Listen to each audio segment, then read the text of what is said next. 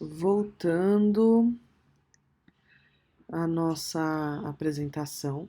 Então, quando você está dentro da administração pública, se depara diante de algumas necessidades, o poder público pode optar por executar isso diretamente, ou contar com a esfera privada para fazer essa execução. Isso é uma opção política e dentro do Brasil a gente tem as duas opções. A gente tem tanto a execução direta e num dado momento entende-se que o Estado é insuficiente para suprir essas necessidades e aí começa-se a estabelecer contratos ou parcerias com entes da esfera privada para suprir essas necessidades.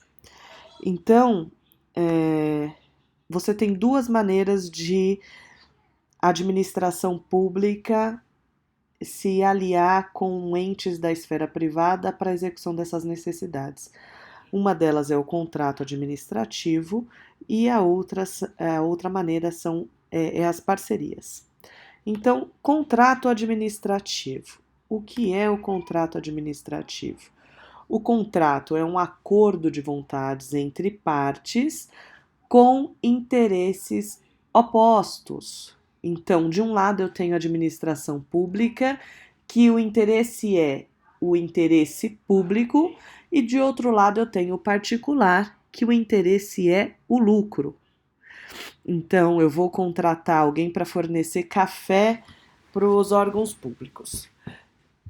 De um lado tem a administração pública com o interesse público de suprir café nas repartições, um interesse público aí neste caso voltado para a existência da própria máquina do Estado.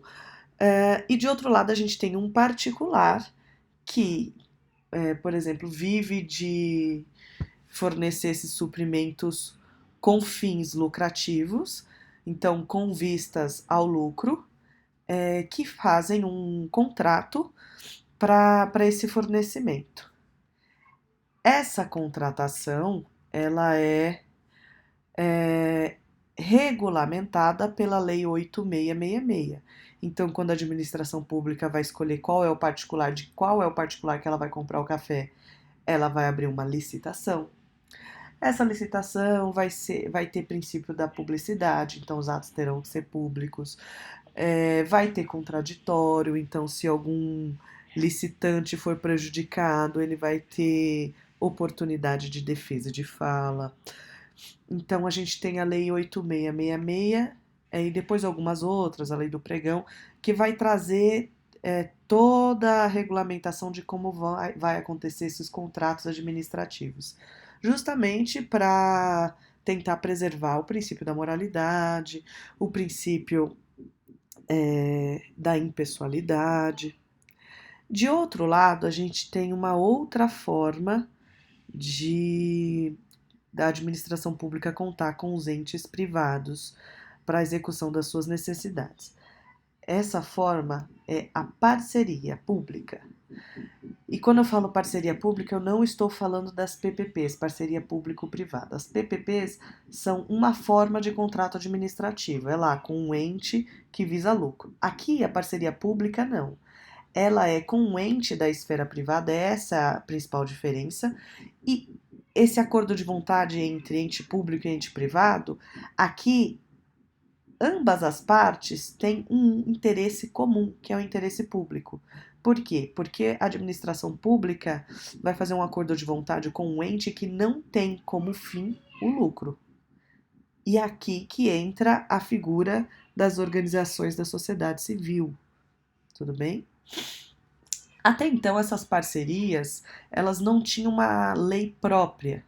Então, utilizava-se no que cabia a lei das licitações, os princípios que a lei das licitações trazia.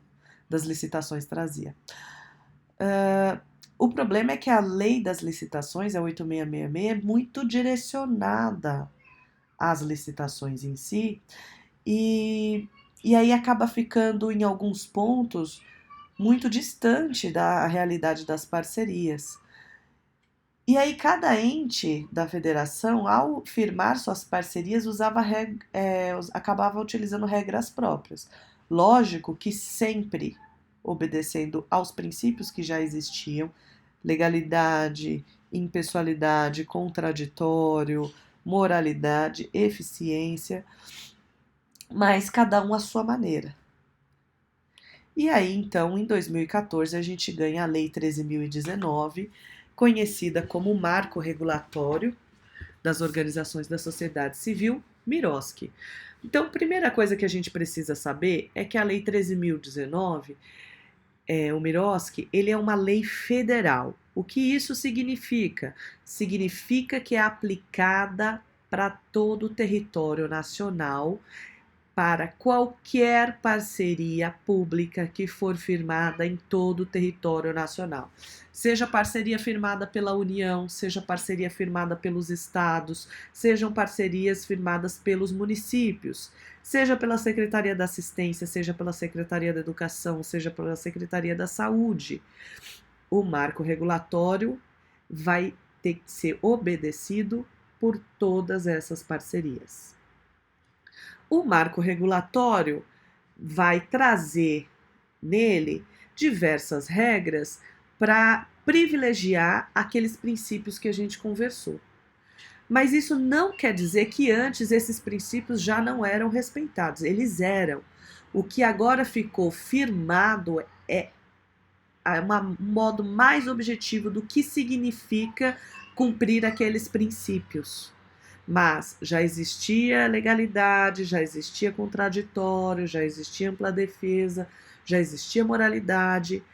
Na verdade, o marco regulatório veio para uniformizar, né, e procedimentar tudo isso. O marco regulatório vai trazer regras gerais. E aí cada ente federativo vai ter que trazer para o seu ordenamento jurídico a regulamentação do marco regulatório. E aí, dentro do município de São Paulo, a gente tem o decreto 57.575 de 2016, que vai ser o marco regulatório traduzido para o município. Então, ele é a regulamentação do marco regulatório do MIROSC dentro do município de São Paulo. Este decreto vai ter que ser respeitado por todas as parcerias firmadas no âmbito do município, seja ela uma parceria da assistência, da saúde ou da educação. Esse é o primeiro ponto. Segundo ponto, o decreto não pode contrariar a lei. Então, esse decreto ele vai traduzir para o ordenamento jurídico do município a lei do MIROSC. E não vai poder ser contrário ao MIROSC. Quem manda aí nisso tudo é o MIROSC. Da mesma forma que o MIROSC não pode ser contrário à Constituição. E não vai poder estabelecer nenhuma regra contrária à Constituição ou aos princípios constitucionais que a gente conversou no começo.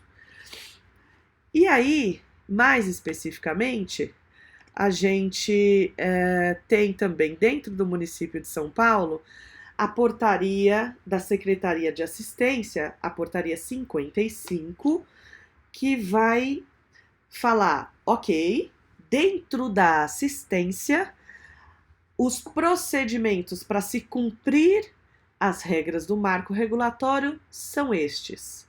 Então, a portaria vai trazer os procedimentos, a portaria 55 SMADES, vai trazer os procedimentos que vão ser aplicados dentro das parcerias da assistência social no município de São Paulo para cumprimento do decreto 57.575, que é um marco regulatório dentro do município. Por que eu estou dando esse panorama? Porque é comum as pessoas chegarem para a gente na formação e falar assim, olha, eu estou perdido, porque tem a lei, tem o decreto, tem a portaria, e eu estou perdido com esse monte de norma. Eu não sei qual seguir. Então aqui eu estou dando o panorama para vocês. É como se uma estivesse dentro da outra.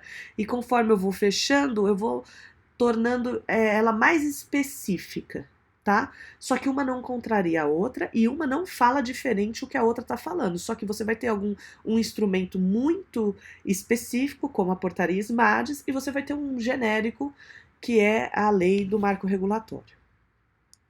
Então, principais alterações agora trazidas pelo marco regulatório, pela lei do Miroski. E aí, lembrando que é a lei federal aplicável para todo o território nacional, para todos os entes públicos. Primeira mudança, mas eu não digo nem que é uma mudança, mas que é um processo para evidenciar um aumento de participação social e transparência. O Miroski inovou nisso? Não. Participação social e transparência já é algo que o próprio princípio da supremacia do interesse público, a própria lei de transparência, já vem colocando isso como obrigação do ente público. O que o Miroski vai fazer é tornar isso mais claro e trazer ferramentas para que isso seja mais palpável, que não seja um direito que existe em tese e que na execução fica mais difícil. Então a gente vai ver, por exemplo, prestação de contas por via eletrônica, com acesso nos meios digitais. Então qualquer um do povo vai conseguir acessar a prestação de contas. Você vai ter, por exemplo, divulgação dos salários do pessoal que é empregado dentro das parcerias, como já existe para os servidores públicos. Então, qualquer um que quiser saber quanto que é pago de salário para o fulaninho, que é o funcionário que trabalha numa parceria, vai poder saber. Então, primeira coisa importante, participação social e transparência. Segunda alteração que a lei, o Miroski, traz, custos indiretos. Está lá no artigo 46, inciso 3º, possibilidade de se incluir no custo da parceria os chamados custos indiretos. O que são os custos indiretos? Os custos indiretos é o custo de existência da organização que independe da existência desses serviços. Pode ser que a existência do serviço conveniado ou do serviço em parceria, ele aumente o custo indireto, mas o custo indireto ele existe pela existência dessa organização. Os custos indiretos já são, no meio empresarial, muito conhecidos. Também, se vocês quiserem pesquisar mais a respeito, podem pesquisar por BDI, bônus por despesas indiretas. E nas parcerias até então, não havia possibilidade de se incluir os tais dos custos indiretos no custo da parceria. Agora, existe a possibilidade de incluí-los pela lei do Miroski. O que vai acontecer é que nas regulamentações a gente vai perceber que isso é afunilado e essa possibilidade, talvez por uma impossibilidade de caixa, né, e de verba para isso, ela fica muito restrita. E aí, nesse ponto, a gente tem uma diferença muito grande da esfera dos contratos administrativos, que é o seguinte: nos contratos administrativos, lá nas licitações, custos indiretos é algo padronizado. As empresas colocam nas suas propostas de preço os custos indiretos. Então, o aluguel da minha sede, o meu corpo administrativo para cuidar de RH, de contabilidade, audiências trabalhistas, principalmente em empresas terceirizadas que tem muita reclamação trabalhista, o preposto que fica o dia inteiro lá no fórum para fazer as audiências, o advogado, enfim. Isso já tem até algumas portarias aí do Ministério do Planejamento que colocam regras para cálculo desses custos indiretos. Por vezes eles representam um percentual sobre a folha de pagamento, considerando que é muito difícil mensurar esses custos. Até porque um dia a empresa tem uma quantidade de serviços, no outro dia ela diminui, no outro dia ela aumenta essa quantidade. Então, realmente é difícil essa mensuração.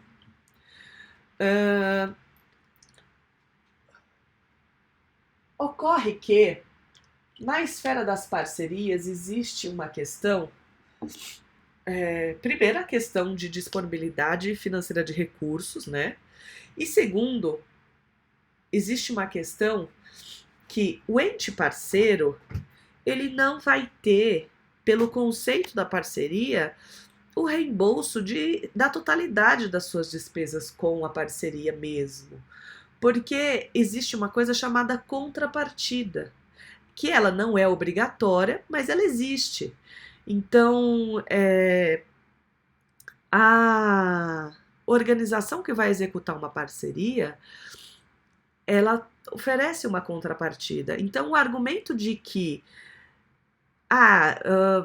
esse serviço não está 100% subsidiado pelo ente público não significa que você tem direito a esse subsídio, justamente porque existe a contrapartida, né? Então, é uma discussão grande a respeito, tá? Não estou dizendo que não é justo ou que é injusto, mas o que eu estou dizendo é que há argumentação para que esses custos não sejam repassados. Eu estou dizendo isso porque eu sei que é uma grande demanda das organizações o repasse desses custos, né?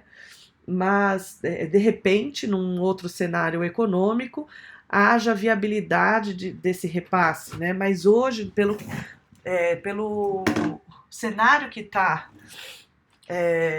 colocada as parcerias, acho que não é o momento desse tipo de custo ser repassado na sua totalidade, né?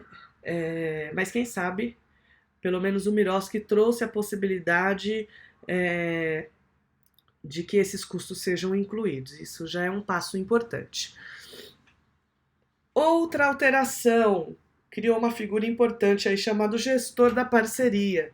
O gestor da parceria vai ser o representante do poder público que vai participar da execução daquele serviço em parceria para verificar se o interesse público está sendo aplicado, se o objeto daquela parceria está sendo executado a contento. É a figura do antigo supervisor do serviço, supervisor técnico do serviço. O que acontece aqui é que, para muitos agentes públicos, a expressão gestor deu uma assustada. Mas, ao meu ver, particularmente, não tem muita diferença de responsabilidade do que já era.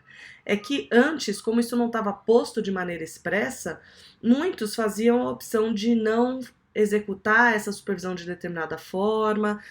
Não vamos participar do processo seletivo, vamos, né? Outros já em demasia queriam participar de tudo. Então agora veio algumas regras aí para ajudar isso ficar mais equilibrado, igual, né?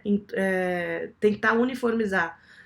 Igual, acho que talvez seja um pouco de exagero, que talvez seja impossível, porque as pessoas têm suas peculiaridades. Mas tentar uniformizar esses procedimentos de gestão da parceria, gestão por parte do poder público. Outra novidade trazida é a chamada Comissão de Monitoramento e Avaliação, uma comissão composta por 3 pessoas, que a lei, nem a lei nem a portaria deixa muito clara, tem algumas funções ali que fica expressa, que é dela, mas ainda está um pouco confuso qual que é a função dela, mas ao meu ver fica muito clara a intenção de não deixar o gestor da parceria sozinho, né? Então, se antes você tinha lá o supervisor que só ele que sabia, agora você tem uma comissão, e essa comissão vai estar em conjunto com o gestor, né? E vai poder esclarecer dúvidas e tirar qualquer caráter pessoal que possa ficar nessa gestão de parceria ou supervisão. Outra alteração importante é o que a gente chama de controle de resultados, que está lá no artigo 6º, inciso 2º. Então, justamente por aquela questão que a gente conversou no princípio da eficiência, que por vezes a gente percebe que a burocracia é tanta dentro de uma administração pública que ela deixa de ser um meio para passar a ser um fim, que se traz a questão de um controle de resultados, que é justamente evidenciar que o objetivo é chegar naquele resultado e não preencher tais instrumentais. Então a gente vai ver dentro dessa lógica a alteração de instrumentais de modo a deixar mais palpável a execução do objeto em si e se o resultado objetivado foi atingido, então você vai ter indicadores, você vai ter notas, na própria seleção, no chamamento público, de qual organização que vai executar a parceria, você vai ter um critério de mensuração objetivo por pontuação, né? Então tudo isso ajuda nesse controle de resultados.